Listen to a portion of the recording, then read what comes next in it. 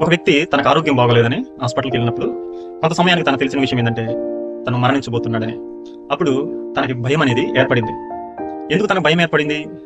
తన భార్యను, తన బిడ్డలను, తన కలిగిన ప్రతి ఒక్కదాన్ని తను విడిచిపెట్టి ఒంటరి వాడవుతున్నాడు.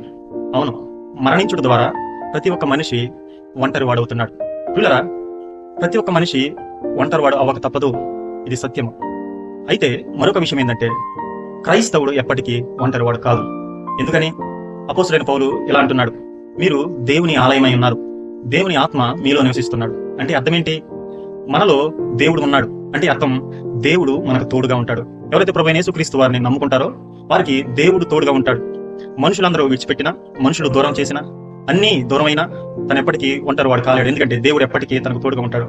ఆఖరికి మరణించినా సరే, మరణం కూడా దేవునితో మనకున్న ఆ సంబంధాన్ని విడతీయలేదు. కాబట్టి ఒక క్రైస్తవుడా, నేను మనుషులు విడిచిపెట్టొచ్చు, ఒకవేళ మనుషులు నిన్ను దూరం చేసి ఉండొచ్చు, నువ్వు ఒంటరి వాడు అని ఫీల్ అవ్వచ్చు.